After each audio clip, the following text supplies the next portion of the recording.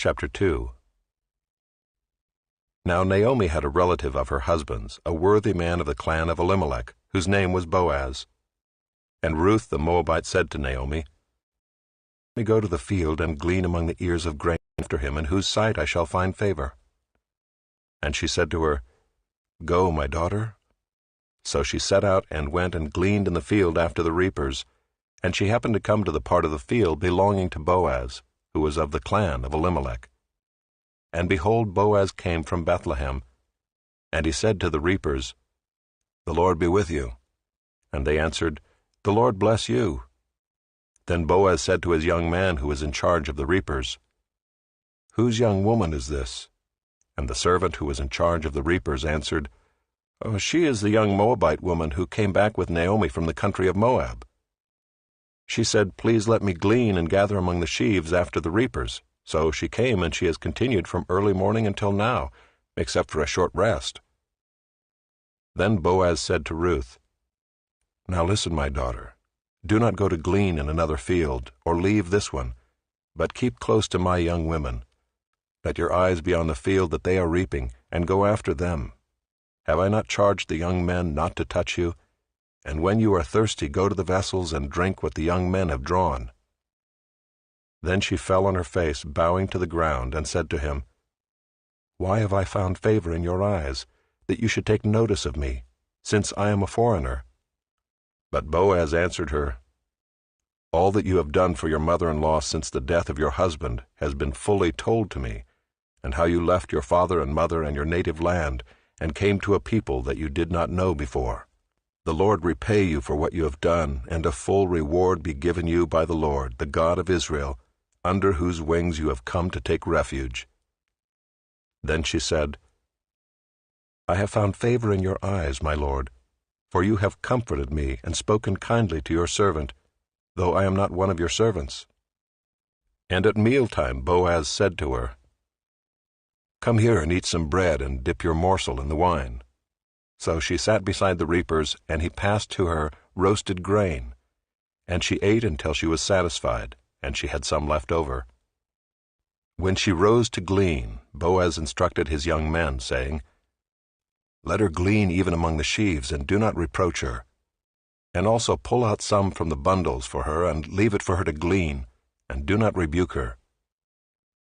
So she gleaned in the field until evening. Then she beat out what she had gleaned, and it was about an ephah of barley. And she took it up and went into the city. Her mother-in-law saw what she had gleaned. She also brought out and gave her what food she had left over after being satisfied.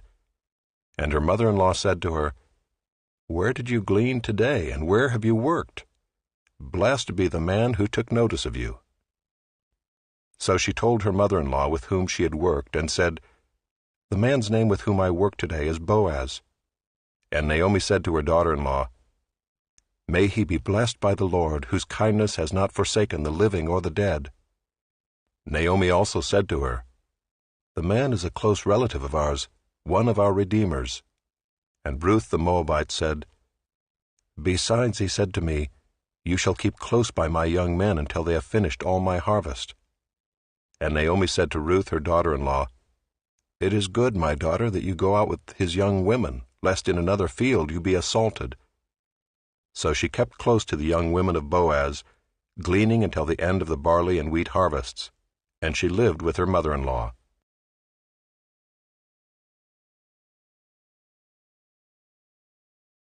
Chapter 3. Then Naomi her mother-in-law said to her, "My daughter, should I not seek rest for you, that it may be well with you? Is not Boaz our relative with whose young women you were? See, he is winnowing barley tonight at the threshing floor. Wash, therefore, and anoint yourself, and put on your cloak and go down to the threshing floor, but do not make yourself known to the man until he has finished eating and drinking. But when he lies down, observe the place where he lies. Then go and uncover his feet and lie down, and he will tell you what to do."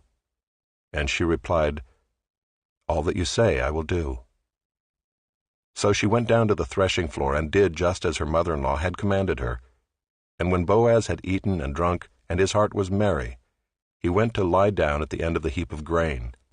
Then she came softly and uncovered his feet and lay down. At midnight the man was startled and turned over, and behold, a woman lay at his feet. He said, "Who are you?" And she answered, "I am Ruth, your servant. Spread your wings over your servant, for you are a redeemer." And he said, "May you be blessed by the Lord, my daughter. You have made this last kindness greater than the first, in that you have not gone after young men, whether poor or rich. And now, my daughter, do not fear. I will do for you all that you ask, for all my fellow townsmen know that you are a worthy woman. And now it is true that I am a redeemer, yet there is a redeemer nearer than I. Remain tonight, and in the morning, if he will redeem you, good, let him do it. But if he is not willing to redeem you, then as the Lord lives, I will redeem you. Lie down until the morning." So she lay at his feet until the morning, but arose before one could recognize another. And he said, "Let it not be known that the woman came to the threshing floor." And he said, "Bring the garment you are wearing and hold it out." So she held it, and he measured out 6 measures of barley and put it on her. Then she went into the city, and when she came to her mother-in-law, she said, "How did you fare, my daughter?" Then she told her all that the man had done for her, saying, "These 6 measures of barley he gave to me, for he said to me, 'You must not go back empty-handed to your mother-in-law.'" She replied, "Wait, my daughter, until you learn how the matter turns out, for the man will not rest, but will settle the matter today."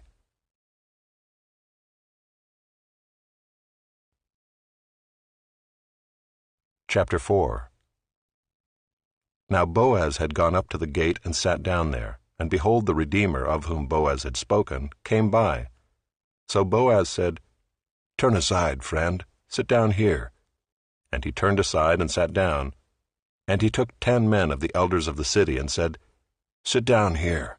So they sat down. Then he said to the Redeemer, "Naomi, who has come back from the country of Moab, is selling the parcel of land that belonged to our relative Elimelech. So I thought I would tell you of it and say, buy it in the presence of those sitting here and in the presence of the elders of my people. If you will redeem it, redeem it. But if you will not, tell me, that I may know, for there is no one besides you to redeem it, and I come after you." And he said, "I will redeem it." Then Boaz said, "The day you buy the field from the hand of Naomi, you also acquire Ruth the Moabite, the widow of the dead, in order to perpetuate the name of the dead in his inheritance."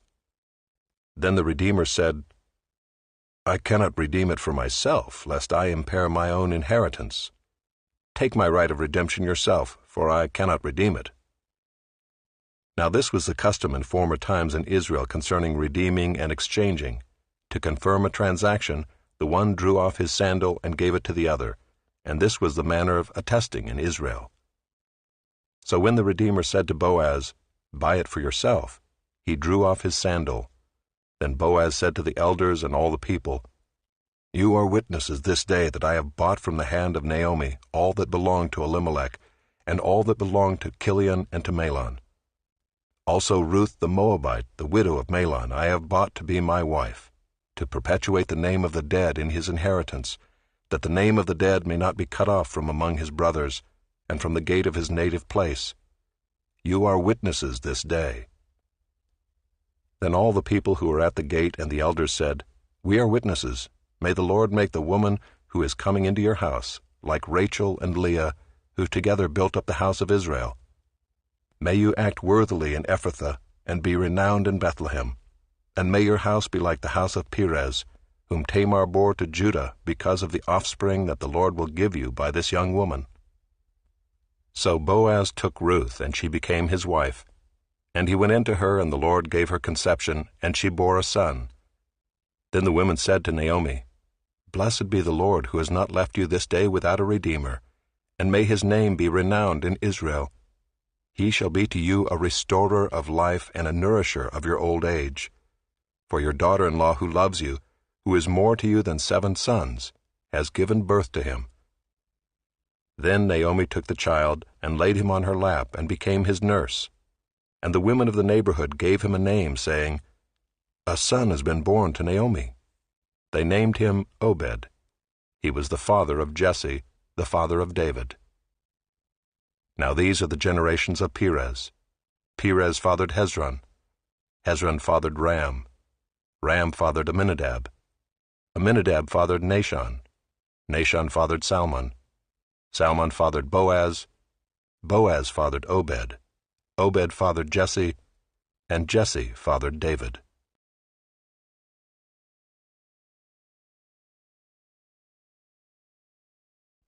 1 Samuel, chapter 1. There was a certain man of Ramathaim-Zophim of the hill country of Ephraim, whose name was Elkanah, the son of Jeroham, son of Elihu, son of Tohu, son of Zuph, an Ephrathite. He had 2 wives. The name of the one was Hannah, and the name of the other Peninnah. And Peninnah had children, but Hannah had no children. Now this man used to go up year by year from his city to worship and to sacrifice to the Lord of hosts at Shiloh, where the 2 sons of Eli, Hophni and Phinehas, were priests of the Lord. On the day when Elkanah sacrificed, he would give portions to Peninnah his wife and to all her sons and daughters. But to Hannah he gave a double portion, because he loved her, though the Lord had closed her womb. And her rival used to provoke her grievously to irritate her, because the Lord had closed her womb.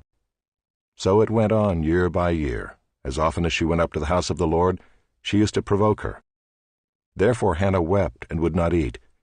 And Elkanah her husband said to her, Hannah, why do you weep? And why do you not eat? And why is your heart sad? Am I not more to you than 10 sons? After they had eaten and drunk in Shiloh, Hannah rose. Now Eli the priest was sitting on the seat beside the doorpost of the temple of the Lord. She was deeply distressed, and prayed to the Lord, and wept bitterly. And she vowed a vow, and said, O Lord of hosts, if you will indeed look on the affliction of your servant, and remember me, and not forget your servant, but will give to your servant a son, then I will give him to the Lord all the days of his life, and no razor shall touch his head. As she continued praying before the Lord, Eli observed her mouth. Hannah was speaking in her heart, only her lips moved, and her voice was not heard. Therefore Eli took her to be a drunken woman. And Eli said to her, How long will you go on being drunk? Put your wine away from you. But Hannah answered, No, my lord, I am a woman troubled in spirit. I have drunk neither wine nor strong drink, but I have been pouring out my soul before the Lord. Do not regard your servant as a worthless woman, for all along I have been speaking out of my great anxiety and vexation. Then Eli answered, Go in peace, and the God of Israel grant your petition that you have made to him. And she said, Let your servant find favor in your eyes. Then the woman went her way and ate, and her face was no longer sad.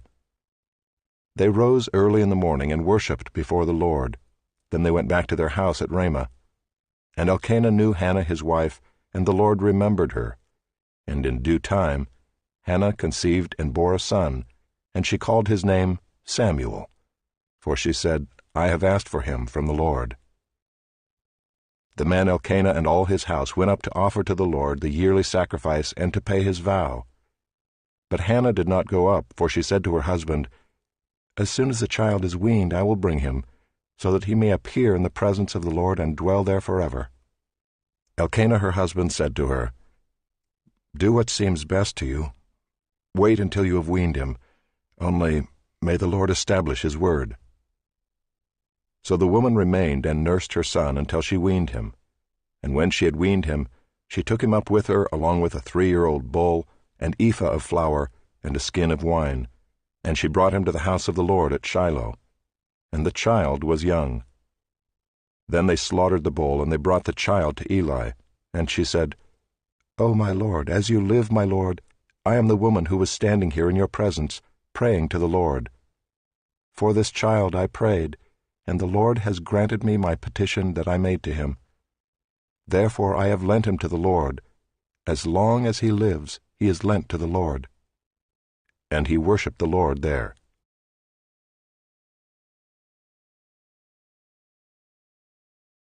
Chapter 2.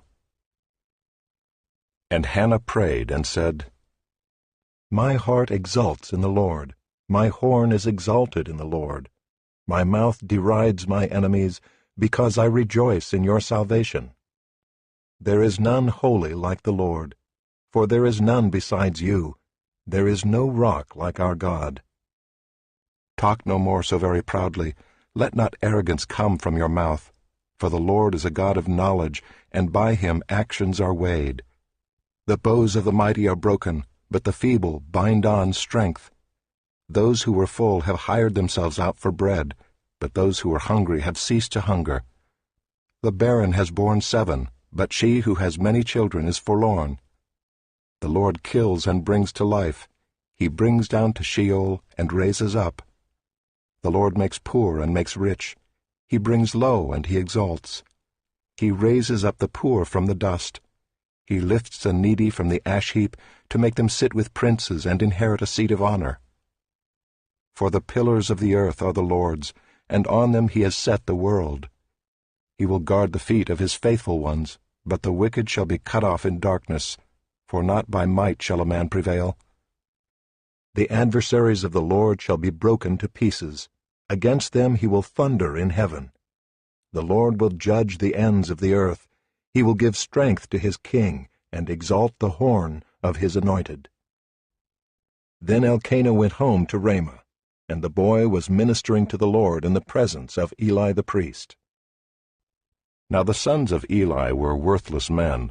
They did not know the Lord. The custom of the priests with the people was that when any man offered sacrifice, the priest's servant would come while the meat was boiling, with a 3-pronged fork in his hand, and he would thrust it into the pan or kettle or cauldron or pot. All that the fork brought up, the priest would take for himself. This is what they did at Shiloh to all the Israelites who came there.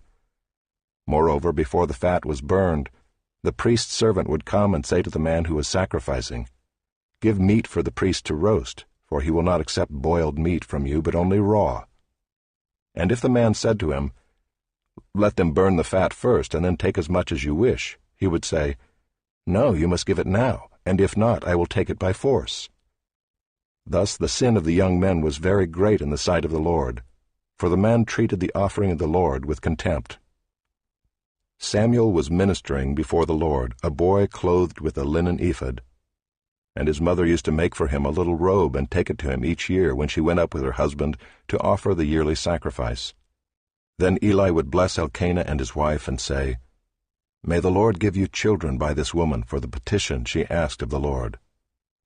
So then they would return to their home. Indeed, the Lord visited Hannah, and she conceived and bore 3 sons and 2 daughters. And the boy Samuel grew in the presence of the Lord. Now Eli was very old, and he kept hearing all that his sons were doing to all Israel, and how they lay with the women who were serving at the entrance to the tent of meeting. And he said to them, "Why do you do such things? For I hear of your evil dealings from all these people." "No, my sons, it is no good report that I hear the people of the Lord spreading abroad. If someone sins against a man, God will mediate for him. But if someone sins against the Lord, who can intercede for him?" But they would not listen to the voice of their father, for it was the will of the Lord to put them to death. Now the boy Samuel continued to grow both in stature and in favor with the Lord, and also with man. And there came a man of God to Eli and said to him, "Thus says the Lord, Did I indeed reveal myself to the house of your father when they were in Egypt, subject to the house of Pharaoh? Did I choose him out of all the tribes of Israel to be my priest, to go up to my altar, to burn incense, to wear an ephod before me? I gave to the house of your father all my offerings by fire from the people of Israel. Why then do you scorn my sacrifices and my offerings that I commanded for my dwelling, and honor your sons above me by fattening yourselves on the choicest parts of every offering of my people Israel? Therefore the Lord, the God of Israel, declares, I promised that your house and the house of your father should go in and out before me forever. But now the Lord declares, Far be it from me, for those who honor me I will honor, and those who despise me shall be lightly esteemed. Behold, the days are coming when I will cut off your strength and the strength of your father's house, so that there will not be an old man in your house. Then in distress you will look with envious eye on all the prosperity that shall be bestowed on Israel, and there shall not be an old man in your house forever. The only one of you whom I shall not cut off from my altar shall be spared to weep his eyes out, to grieve his heart, and all the descendants of your house shall die by the sword of men. And this that shall come upon your 2 sons, Hophni and Phinehas, shall be the sign to you. Both of them shall die on the same day. And I will raise up for myself a faithful priest, who shall do according to what is in my heart and in my mind. And I will build him a sure house, and he shall go in and out before my anointed forever. And everyone who is left in your house shall come to implore him for a piece of silver or a loaf of bread, and shall say, Please put me in one of the priest's places, that I may eat a morsel of bread.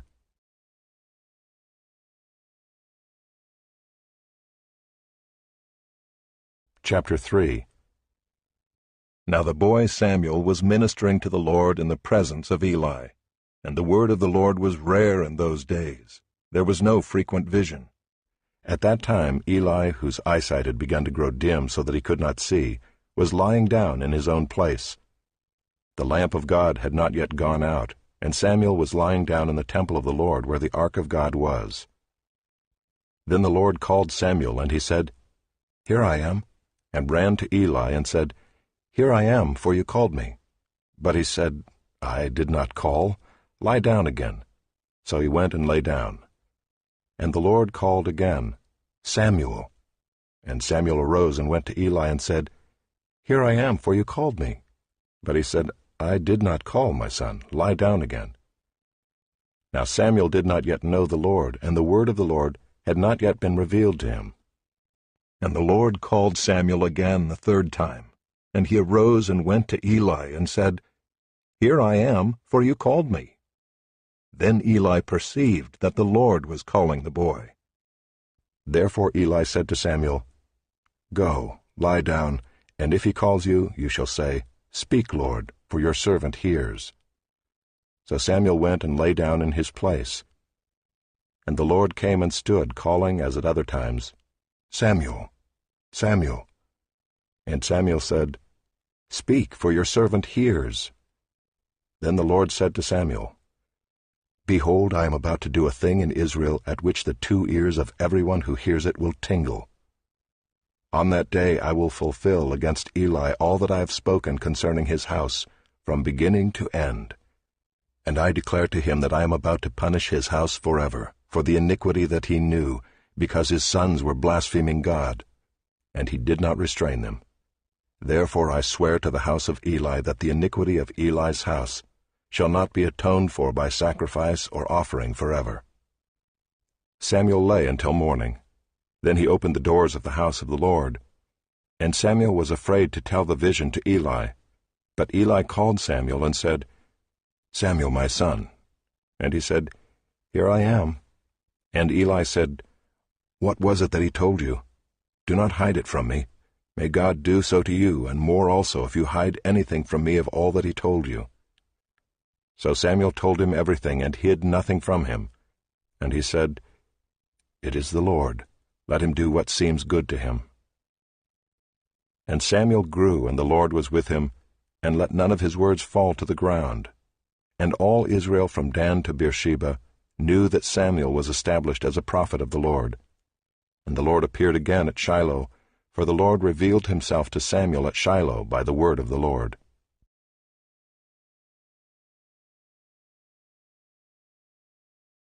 Chapter 4. And the word of Samuel came to all Israel. Now Israel went out to battle against the Philistines. They encamped at Ebenezer, and the Philistines encamped at Aphek.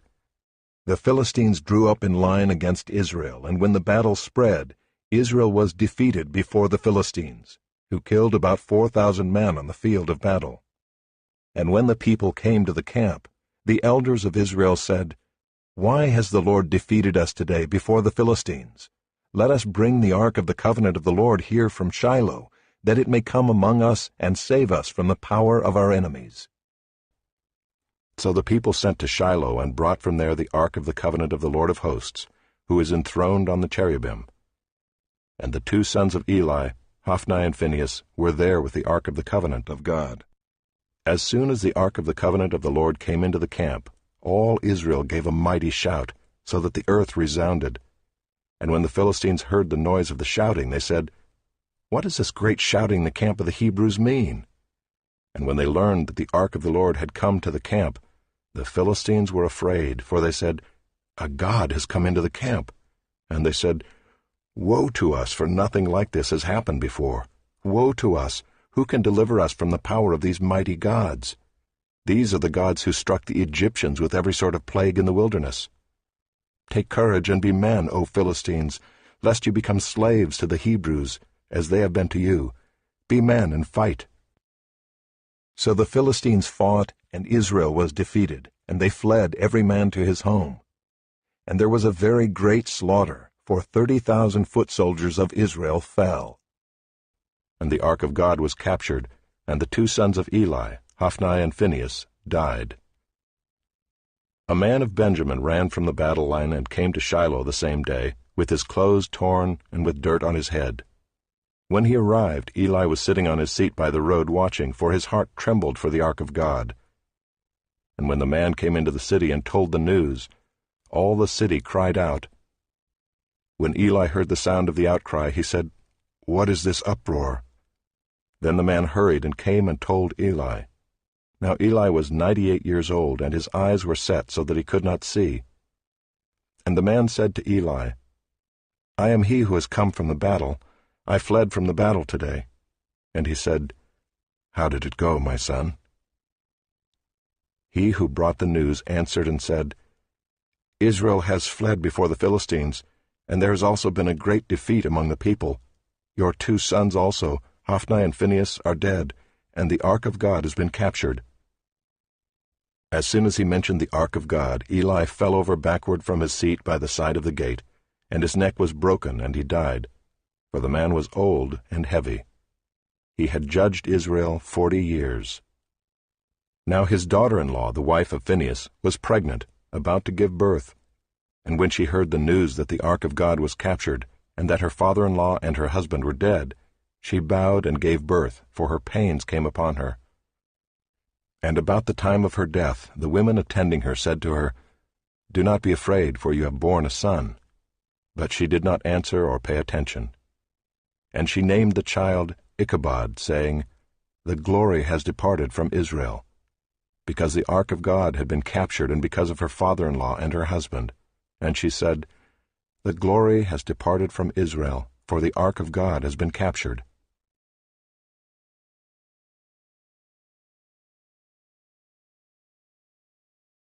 Chapter 5. When the Philistines captured the ark of God, they brought it from Ebenezer to Ashdod. Then the Philistines took the ark of God and brought it into the house of Dagon and set it up beside Dagon. And when the people of Ashdod rose early the next day, behold, Dagon had fallen face downward on the ground before the ark of the Lord. So they took Dagon and put him back in his place. But when they rose early on the next morning, behold, Dagon had fallen face downward on the ground before the ark of the Lord, and the head of Dagon and both his hands were lying cut off on the threshold. Only the trunk of Dagon was left to him. This is why the priests of Dagon and all who enter the house of Dagon do not tread on the threshold of Dagon in Ashdod to this day.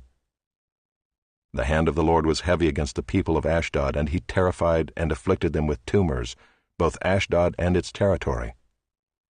And when the men of Ashdod saw how things were, they said, "The ark of the God of Israel must not remain with us, for his hand is hard against us, and against Dagon our God." So they sent and gathered together all the lords of the Philistines, and said, "What shall we do with the ark of the God of Israel?" They answered, "Let the ark of the God of Israel be brought around to Gath." So they brought the ark of the God of Israel there. But after they had brought it around, the hand of the Lord was against the city, causing a very great panic. And he afflicted the men of the city, both young and old, so that tumors broke out on them. So they sent the ark of God to Ekron. But as soon as the ark of God came to Ekron, the people of Ekron cried out, "They have brought around to us the ark of the God of Israel to kill us and our people." They sent therefore and gathered together all the lords of the Philistines, and said, "Send away the ark of the God of Israel, and let it return to its own place, that it may not kill us and our people." for there was a deathly panic throughout the whole city. The hand of God was very heavy there. The men who did not die were struck with tumors, and the cry of the city went up to heaven.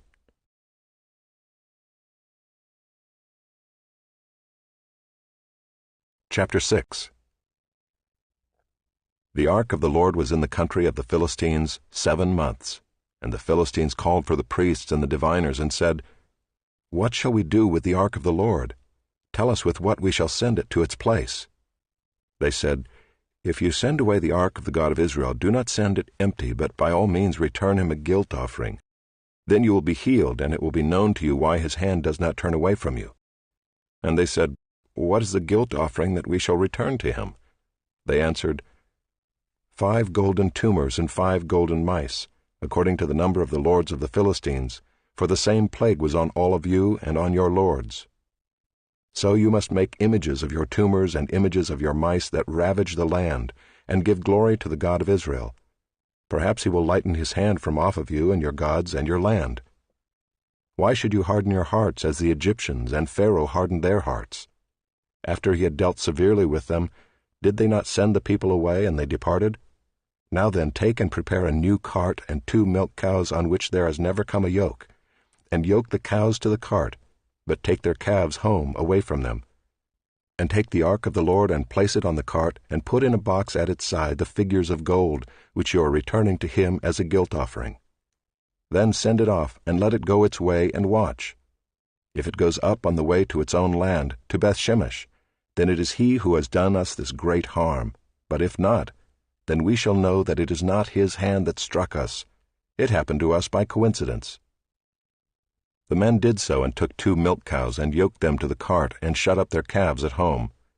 And they put the ark of the Lord on the cart, and the box with the golden mice and the images of their tumors. And the cows went straight in the direction of Beth-Shemesh along one highway, lowing as they went. They turned neither to the right nor to the left, and the lords of the Philistines went after them as far as the border of Beth-Shemesh. Now the people of Beth-Shemesh were reaping their wheat harvest in the valley. And when they lifted up their eyes and saw the ark, they rejoiced to see it. The cart came into the field of Joshua of Beth-Shemesh and stopped there. A great stone was there. And they split up the wood of the cart and offered the cows as a burnt offering to the Lord. And the Levites took down the ark of the Lord and the box that was beside it, in which were the golden figures, and set them upon the great stone. And the men of Beth-Shemesh offered burnt offerings and sacrificed sacrifices on that day to the Lord. And when the 5 lords of the Philistines saw it, they returned that day to Ekron.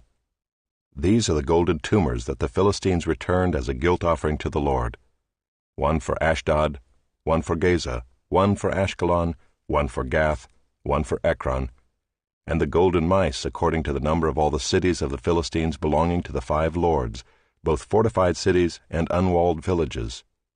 The great stone beside which they set down the ark of the Lord is a witness to this day in the field of Joshua of Beth-Shemesh. And he struck some of the men of Beth-Shemesh because they looked upon the ark of the Lord. He struck 70 men of them, and the people mourned because the Lord had struck the people with a great blow. Then the men of Beth-Shemesh said, "Who is able to stand before the Lord, this holy God? And to whom shall he go up away from us?" So they sent messengers to the inhabitants of Kiriath-Jearim, saying, "The Philistines have returned the ark of the Lord. Come down and take it up to you."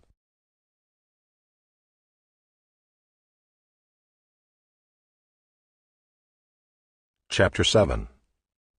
And the men of Kiriath-Jearim came and took up the ark of the Lord, and brought it to the house of Abinadab on the hill. And they consecrated his son Eleazar to have charge of the ark of the Lord. From the day that the ark was lodged at Kiriath-Jearim, a long time passed, some 20 years. And all the house of Israel lamented after the Lord. And Samuel said to all the house of Israel, "If you are returning to the Lord with all your heart, then put away the foreign gods and the Ashtaroth from among you, and direct your heart to the Lord, and serve him only, and he will deliver you out of the hand of the Philistines."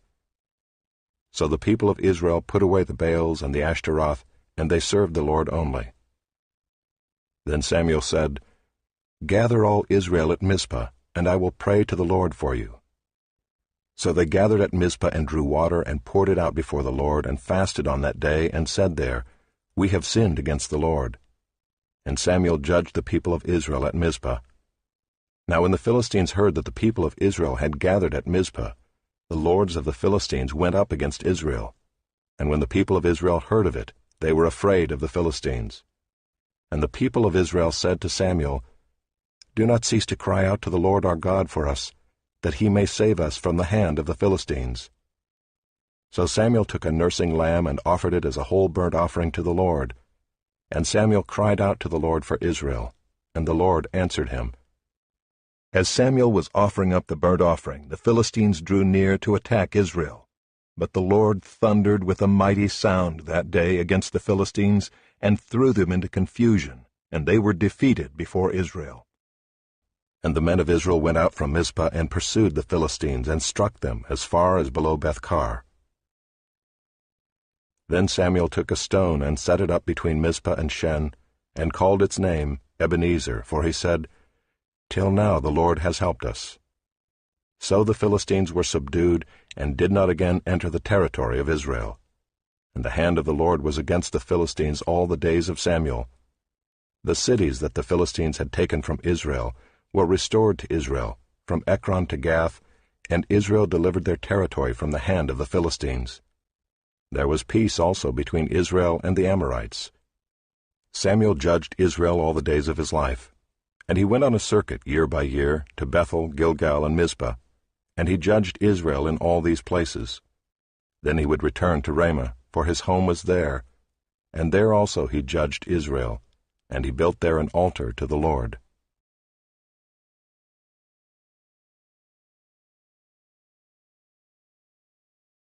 Chapter 8. When Samuel became old, he made his sons judges over Israel.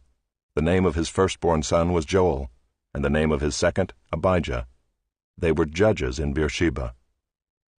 Yet his sons did not walk in his ways, but turned aside after gain. They took bribes and perverted justice. Then all the elders of Israel gathered together and came to Samuel at Ramah, and said to him, Behold, you are old, and your sons do not walk in your ways. Now appoint for us a king to judge us like all the nations. But the thing displeased Samuel when they said, Give us a king to judge us.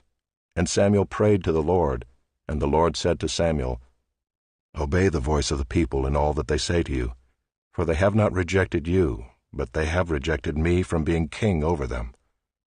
According to all the deeds that they have done from the day I brought them up out of Egypt even to this day, forsaking me and serving other gods, so they are also doing to you.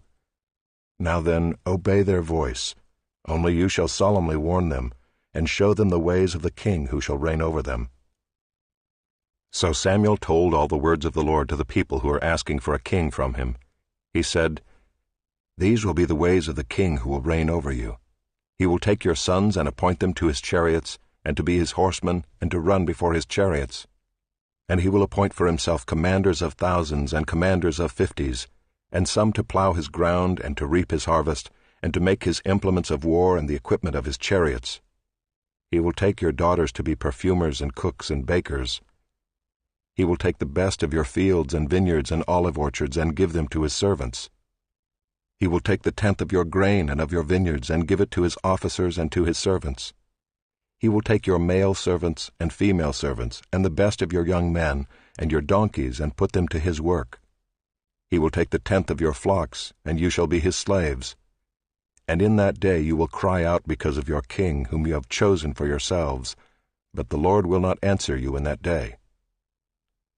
But the people refused to obey the voice of Samuel, and they said, No, but there shall be a king over us, that we also may be like all the nations, and that our king may judge us and go out before us and fight our battles. And when Samuel had heard all the words of the people, he repeated them in the ears of the Lord. And the Lord said to Samuel, Obey their voice and make them a king. Samuel then said to the men of Israel, Go every man to his city.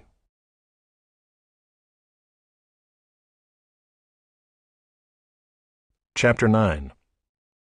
There was a man of Benjamin whose name was Kish, the son of Abiel, son of Zeror, son of Bechorath, son of Aphiah, a Benjaminite, a man of wealth. And he had a son whose name was Saul, a handsome young man. There was not a man among the people of Israel more handsome than he. From his shoulders upward he was taller than any of the people. Now the donkeys of Kish, Saul's father, were lost. So Kish said to Saul his son, "Take one of the young men with you, and arise and go look for the donkeys." And he passed through the hill country of Ephraim, and passed to the land of Shalisha. But they did not find them. And they passed through the land of Shalem, but they were not there. Then they passed to the land of Benjamin, but did not find them. When they came to the land of Zuph, Saul said to his servant who was with him, "Come, let us go back, lest my father cease to care about the donkeys and become anxious about us." But he said to him, "Behold, there is a man of God in this city, and he is a man who is held in honor. All that he says comes true. So now let us go there. Perhaps he can tell us the way we should go." Then Saul said to his servant, "But if we go, what can we bring the man? For the bread in our sacks is gone, and there is no present to bring to the man of God. What do we have?" The servant answered Saul again, "Here I have with me a quart of a shekel of silver, and I will give it to the man of God to tell us our way." Formerly in Israel, when a man went to inquire of God, he said, "Come, let us go to the seer," for today's prophet was formerly called a seer. And Saul said to his servant, "Well said, come, let us go." So they went to the city where the man of God was. As they went up the hill to the city, they met young women coming out to draw water, and said to them, "Is the seer here?" They answered, "He is. Behold, he is just ahead of you. Hurry, he has come just now to the city, because the people have a sacrifice today on the high place. As soon as you enter the city, you will find him, before he goes up to the high place to eat. For the people will not eat till he comes, since he must bless the sacrifice. Afterward those who are invited will eat. Now go up, for you will meet him immediately." So they went up to the city. As they were entering the city, they saw Samuel coming out toward them on his way up to the high place. Now the day before Saul came, the Lord had revealed to Samuel, "Tomorrow about this time I will send to you a man from the land of Benjamin, and you shall anoint him to be prince over my people Israel. He shall save my people from the hand of the Philistines. For I have seen my people, because their cry has come to me." When Samuel saw Saul, the Lord told him, "Here is the man of whom I spoke to you. He it is who shall restrain my people." Then Saul approached Samuel in the gate and said, "Tell me, where is the house of the seer?" Samuel answered Saul, "I am the seer. Go up before me to the high place, for today you shall eat with me, and in the morning I will let you go and will tell you all that is on your mind. As for your donkeys that were lost 3 days ago, do not set your mind on them, for they have been found. And for whom is all that is desirable in Israel?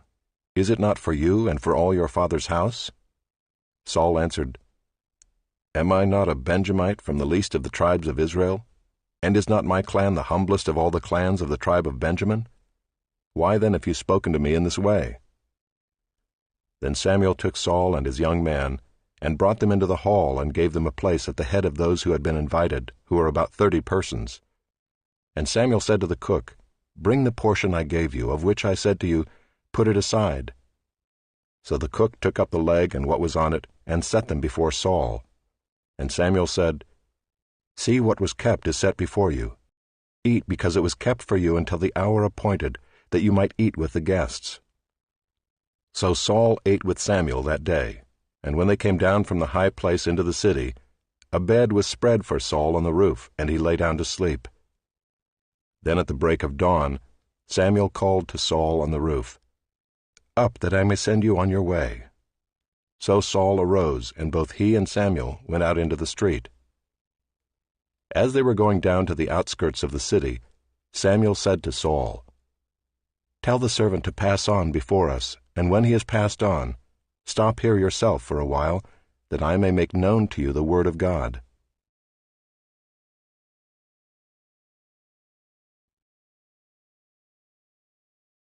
Chapter 10. Then Samuel took a flask of oil and poured it on his head and kissed him and said, "Has not the Lord anointed you to be prince over his people Israel? And you shall reign over the people of the Lord, and you will save them from the hand of their surrounding enemies. And this shall be the sign to you that the Lord has anointed you to be prince over his heritage." When you depart from me today, you will meet 2 men by Rachel's tomb in the territory of Benjamin at Zelzah, and they will say to you, The donkeys that you went to seek are found, and now your father has ceased to care about the donkeys, and is anxious about you, saying, What shall I do about my son? Then you shall go on from there farther and come to the oak of Tabor. 3 men going up to God at Bethel will meet you there, one carrying 3 young goats, another carrying 3 loaves of bread, and another carrying a skin of wine. And they will greet you and give you 2 loaves of bread, which you shall accept from their hand. After that you shall come to Gibeath Elohim, where there is a garrison of the Philistines. And there, as soon as you come to the city, you will meet a group of prophets coming down from the high place with harp, tambourine, flute, and lyre before them, prophesying. Then the Spirit of the Lord will rush upon you, and you will prophesy with them and be turned into another man. Now when these signs meet you, do what your hand finds to do, for God is with you. Then go down before me to Gilgal, and behold, I am coming down to you to offer burnt offerings and to sacrifice peace offerings. 7 days you shall wait until I come to you and show you what you shall do. When he turned his back to leave Samuel, God gave him another heart, and all these signs came to pass that day. When they came to Gibeah, behold, a group of prophets met him, and the Spirit of God rushed upon him, and he prophesied among them. And when all who knew him previously saw how he prophesied with the prophets, the people said to one another, What has come over the son of Kish? Is Saul also among the prophets? And a man of the place answered, And who is their father? Therefore it became a proverb, Is Saul also among the prophets? When he had finished prophesying, he came to the high place. Saul's uncle said to him and to his servant, Where did you go? And he said, To seek the donkeys. And when we saw that they were not to be found, we went to Samuel. And Saul's uncle said, Please tell me what Samuel said to you. And Saul said to his uncle, He told us plainly that the donkeys had been found. But about the matter of the kingdom of which Samuel had spoken, he did not tell him anything. Now Samuel called the people together to the Lord at Mizpah, and he said to the people of Israel, Thus says the Lord, the God of Israel, I brought up Israel out of Egypt, and I delivered you from the hand of the Egyptians, and from the hand of all the kingdoms that were oppressing you. But today you have rejected your God, who saves you from all your calamities and your distresses, and you have said to him, Set a king over us. Now therefore present yourselves before the Lord by your tribes and by your thousands. Then Samuel brought all the tribes of Israel near, and the tribe of Benjamin was taken by lot. He brought the tribe of Benjamin near by its clans, and the clan of the Matrites was taken by lot. And Saul the son of Kish was taken by lot. But when they sought him, he could not be found. So they inquired again of the Lord, Is there a man still to come? And the Lord said, Behold, he has hidden himself among the baggage. Then they ran and took him from there. And when he stood among the people, he was taller than any of the people from his shoulders upward. And Samuel said to all the people, Do you see him whom the Lord has chosen? There is none like him among all the people. And all the people shouted, Long live the king! Then Samuel told the people the rights and duties of the kingship, and he wrote them in a book and laid it up before the Lord. Then Samuel sent all the people away, each one to his home. Saul also went to his home at Gibeah, and with him went men of valor whose hearts God had touched. But some worthless fellows said, How can this man save us? And they despised him and brought him no present. But he held his peace.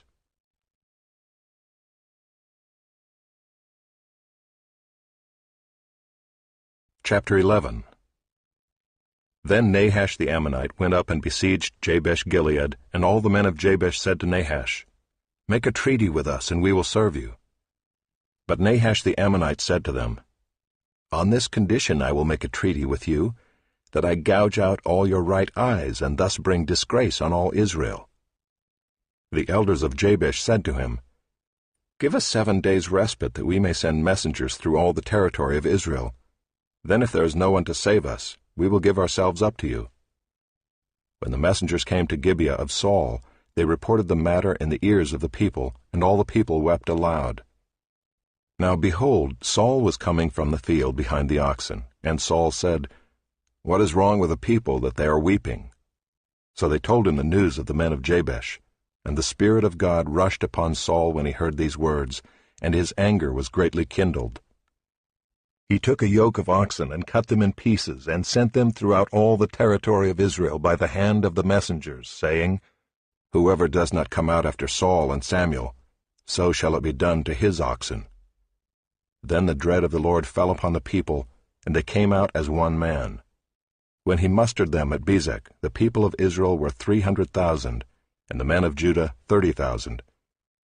And they said to the messengers who had come, "Thus shall you say to the man of Jabesh Gilead, Tomorrow, by the time the sun is hot, you shall have salvation." When the messengers came and told the men of Jabesh, they were glad. Therefore the men of Jabesh said, "Tomorrow we will give ourselves up to you, and you may do to us whatever seems good to you." And the next day Saul put the people in 3 companies, and they came into the midst of the camp in the morning watch, and struck down the Ammonites until the heat of the day. And those who survived were scattered, so that no 2 of them were left together. Then the people said to Samuel, "Who is it that said, 'Shall Saul reign over us?' Bring the men, that we may put them to death." But Saul said, "Not a man shall be put to death this day, for today the Lord has worked salvation in Israel." Then Samuel said to the people, "Come, let us go to Gilgal, and there renew the kingdom." So all the people went to Gilgal, and there they made Saul king before the Lord in Gilgal. There they sacrificed peace offerings before the Lord, and there Saul and all the men of Israel rejoiced greatly.